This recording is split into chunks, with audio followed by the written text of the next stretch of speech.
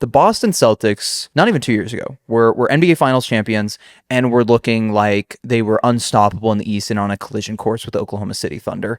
Now, after the Jayson Tatum injury at the start of the season, people were looking at them as a potential lottery team. And at the start of the season, they kind of looked that way. They did not look very good. Derek White did not have a good start to the season. A lot of people thought, including myself, that this was indicative of the fact that Derek White was a role player and couldn't step up into a larger role. My, oh my, what a mistake I made.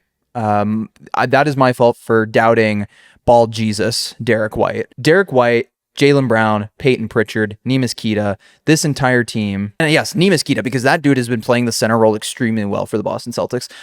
This team has far exceeded my expectations. They're sitting at third in the Eastern Conference right now, 15-10 on a 5-game, 6-game win streak, something like that.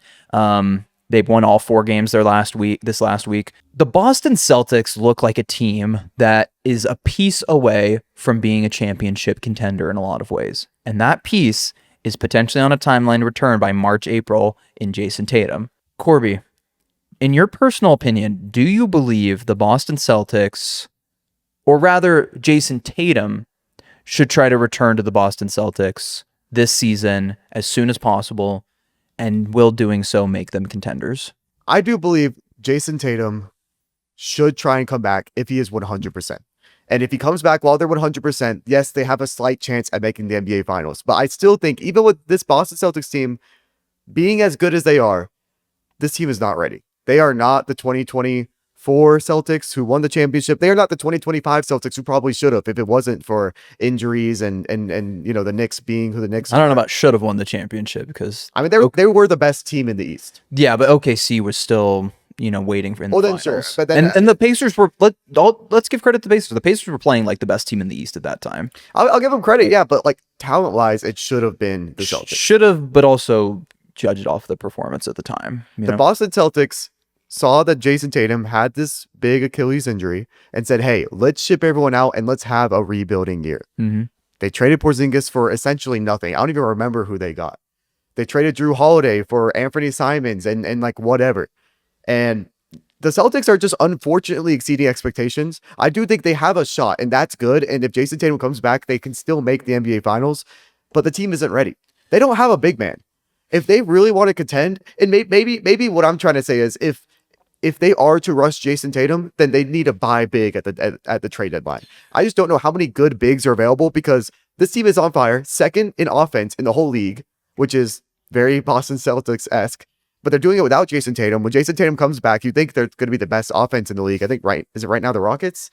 They're a better offensive team than the Rockets. Yeah. It's still crazy that it is the Rockets, but or let's say it's like a Nuggets or whatever. That with Tatum, they are a better offensive team than that.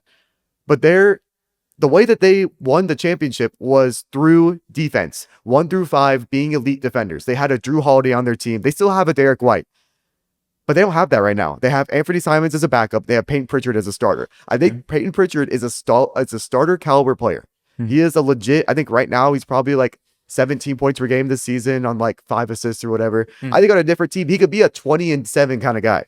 But for the Celtics team, you don't want him in that role. You want him being a backup, and you want a defensive guard. And I think they need a legitimate big who could play 28, 30 minutes in the playoffs, which I don't think Queta is at, or Queta, however you say it. Mm-hmm. And they need another perimeter guard who can actually guard. Okay. Jordan Walsh can't be that. Jordan Walsh is great, but he is a forward. He is someone who would take over when Tatum and Brown are out and replacing them. But they need a starting point guard like a Marcus Smart, which they're not going to get. Like a Drew Holiday, which they're not going to get. And I don't know how many of those are available. OKC has half of them in the league. OKC has half of the guarding point guards in the league. So I don't know where they'd get that. And I think there are just other teams that are more complete. I think the Celtics are great. They're the best offense in the league. But that defense, I don't know. Like, are you playing Tillman? Are you playing, like, I don't even know who their backup big Corbin, is consistently be. Here's my thing about the defense argument is, look at what the Pacers did last year with Tyrese Halliburton as their point guard, who is a solid defender, but not one of these elite defenders that you're talking about. I don't think Andrew Nembhard is one of these elite defenders that you're talking about, but they played team defense. If you can play team defense and play connected defense, you can still defend well, even in the playoffs. But do you know what the Pacers had that the Celtics don't? TJ McConnell. Well, yeah, technically. But technically, they don't have TJ McConnell.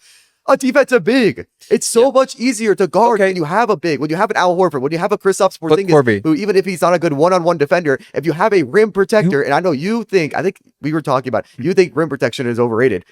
You need rim protection. No one on the Celtics is giving you that. I don't care how many blocks Keita is giving you. Keita, whatever it is. I just think I don't think rim protection itself is overrated. I think there are just lots of guys that can provide that for you in the league. And it's not a single Celtic that's providing. No, but you're saying you don't feel like they could make a move to obtain a guy like that. You're saying you don't think they have to make multiple moves. I don't think Peyton Pritchard could buy in defensively to be a Tyrese Halliburton. So Tyrese Halliburton isn't great one-on-one, but he'll get you big blocks and big steals. So do you? Okay, let's establish this right now, because I personally do believe that the Celtics are a contender if Jayson Tatum comes back, and I believe. And what's contender? And I believe Contender's a very vague term. I believe they have a top 5 chance in the NBA of making it of winning the finals if Jayson Tatum comes back.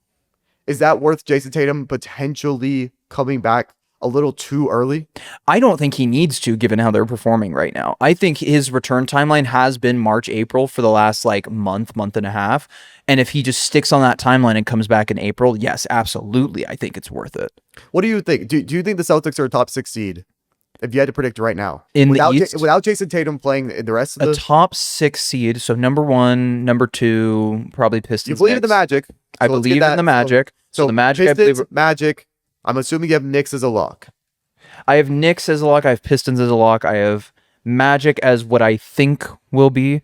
If I had to guess, this is the top 6 in the East will look like some combination of Pistons, Knicks, Magic, Cavs. Now there's the Sixers, there's the Hawks. I personally believe in the Hawks, and I think I would take the Celtics over the Raptors as of right now. So I would say yes. The Celtics. So there's 9 clear teams because we're not believing in the Bucks or the Bulls nowadays. Right.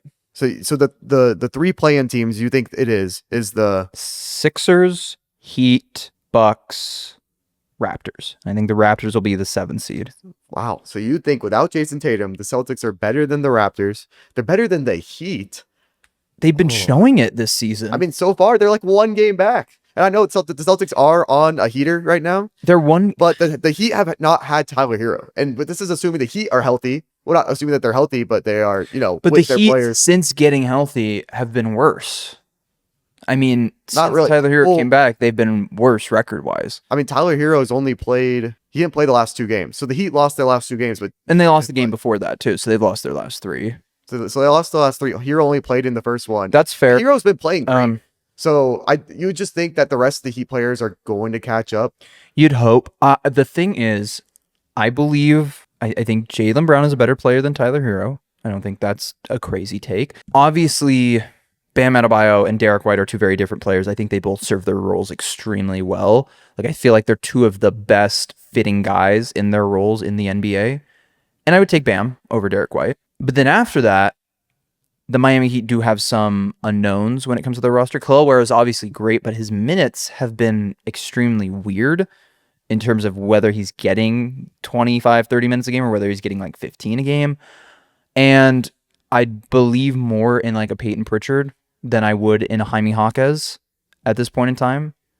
And Anthony Simons, I feel like, is a better scoring option than anybody else beyond that the Miami Heat have. Or Norman, they have Norman Powell. What am I saying? Powell. Yeah, so Norman Powell, I would throw up there too. Keloware. They have a very good team depth wise. But the difference really could be Jayson Tatum coming back for that last month. Because if Jayson Tatum comes back for the regular season, they have to. Because I know, but I'm saying, how confident are you in a Celtics team that is in the play-in tournament? Now, you might be confident in them to win that one play-in tournament here's game. What I think. I think if you're the Celtics and you're a 7 or 8 seed and you win your first play-in tournament game and you're going to run up against a team like the Knicks in the first round and you have Jayson Tatum, the Knicks would be like, are you shitting me? We got the number 2 seed in the East just to play the Celtics with Jayson Tatum. I feel like that is a tough matchup for both teams. And I personally, do I take the Knicks or the Celtics in that series? I would probably lean taking the Knicks in that series at that point in time because Jayson Tatum will still kind of be coming back from injury. So yes, it probably is important for the Celtics to get a top 6 seed in the East in order to play a team within that like 3 to 6 range. That's either going to be the Cavs or the Raptors or the Magic or the Hawks So they or one of should those. try and rush Jayson Tatum back. Rush Because is a hard. It just depends on where they're at. I think if they are a, you know, I think if they can maintain what they're doing right now, I don't think you rush them back. I think if they drop well below, I don't think you rush them back. Remember how far away the trade deadline is from the end of the season, because the original plan was for the Celtics to rebuild this year, potentially get a good draft pick, which right now is looking like won't happen. They might get like a middle of the road, like a 20th pick, but that's not going to happen. But it was to acquire a big again, either in the draft or free agency, and then another perimeter defending guard in the draft or in free agency. That's true. Now, if you want to contend, you have to do that at the deadline. So here's Now, the schedule they have coming up, because I think it matters what their record is at that point in time. They have a tough schedule. They have the. I mean, the deadline's not for another 2 months, so you'd have to list up a That's lot of true, games. but like, so I'm not going to list all of these off. But just looking at it, they have easier sections, but they do have a overall decently challenging schedule coming up over the next couple months. Just as I look through these teams, they've got to play the Heat a couple times. They've got to play the Nuggets. They've got to play. You know, I think they play the Raptors a couple times. They play the Pistons a couple times. By the way, the Celtics do have the 8th easiest schedule remaining in the league. Damn, so they must have like a really easy schedule towards the end of the season. Yeah. So what? So let's say that. Let's say that towards the end of the season they have a really easy schedule, and you're at the deadline, and you're the 6th seed or whatever, or the 7th. I think you make a move. I think you make a move to get a legit big, because you need that for next year anyway. Yeah, so might as well. The problem is you do have to give up assets. I don't know who they're giving up, because I know Celtics fans, they believe in a guy like, I don't know if they believe in like a Baylor Shireman, but they believe in Jordan Walsh. They believe in Hugo Gonzalez. They believe in, I mean, obviously. But I mean, if you could get like I mean, what's Derek Lively's value right now? I was thinking, because I was thinking about this earlier, the only bigs that would be available would probably be the Mavericks bigs. I mean, what other team is willingly going to give up their good big men? Yeah. None. So, and honestly, I don't even think Lively might not be on the table because he fits a Cooper Flag timeline. You might just have to go with Gafford. And then Gafford, how good is Gafford as a player? I mean, the Mavericks did make the finals with Gafford. I like splitting Gafford. the minutes. I like Gafford as a big. He's a good rim protector. He's efficient around the rim. And yeah, the Celtics don't need rebounds. too much. I mean, obviously, You're not asking this guy. You're asking this guy to be the fifth option off. but also with the Joe Mazzulla mindset, they'd probably try and get a stretch big. How yeah, you try and get a stretch big who could kind of defend, which is why Porzingis was such a good fit, which is why Al Horford was such a good fit. So and Jay Huff, is Jay Huff a stretch big? I feel like he can shoot, but the Pacers I probably. think aren't Huff giving has him- been shooting. The Pacers probably aren't giving him. If you could get like, but the problem is, yeah, there's not very many stretch bigs that like shoot well. That you would be able to get for a limited return. Because yeah, Kata's not a shooter. So, but I think an option like Gafford is fine, because Keita can't really shoot, and their offense looks great right now. Yeah, but they're not trying to contend right now. I mean, that's the problem. That might be what separates you. Could be. And I do think that might be a recipe that would help out beating the OKC Thunder in the finals. Because It could. You got to think about It that. could for sure.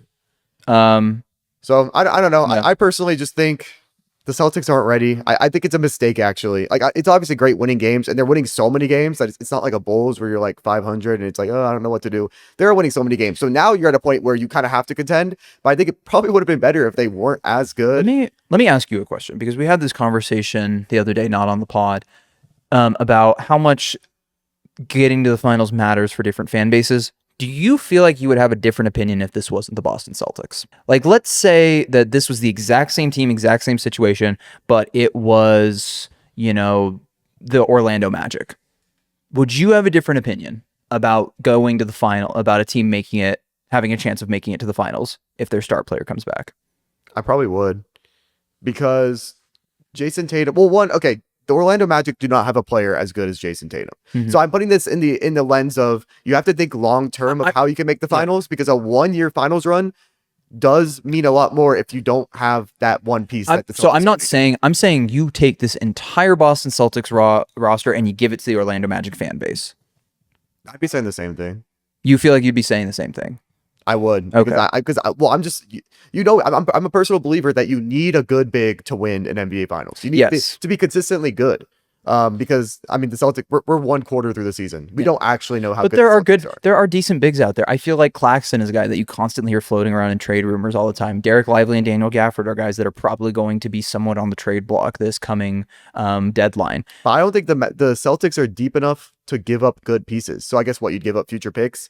I guess you'd be willing to Future do that. picks, I don't know how many future picks. give up a Hugo Gonzalez, give up like I know you believe in those guys, but you're on the Jayson Tatum, Jaylen Brown timeline. Those No, you are. I'd be willing like, to give it yeah. up, but also you have to make sure the salary matches with that. That's also That's the problem. true. Yeah. So many things you have. You don't to think make you'd sure give up like align. an Anthony Simons or something like that? You don't feel like they'd give that up? That is kind of I their don't think the expendable Mavericks- piece. I do kind of maybe the Mavericks. I mean, Anthony Simons is a better guard than anyone the Mavericks have. Except I'd say Brandon Williams plays like a bit of a different guard role. I mean, he's more of a legit point guard. Yeah. But I don't think the Mavericks would want that. And then like who's your sixth man? You have, or I guess it'd be back. Well, then Pritchard is still the starter, and you don't have a six man like a scoring six man type. But maybe you except could. Sam Hauser. Sam Hauser would be the only one. I mean, yeah, that's true. So But then I just think it's so much easier to create your contending roster in the offseason than the trade deadline. Unless you have a bunch of assets you're willing to give, which I just don't think the Celtics assets, like someone like a Hugo Gonzalez, probably has less value than he's actually worth. Mhm. Meaning like teams aren't trying to trade for a Hugo Gonzalez, but I do think long term he'd fit the Celtics really well. yeah. All right. Well, So feel like that's we've just our kind of set our point piece is- about that. Yeah.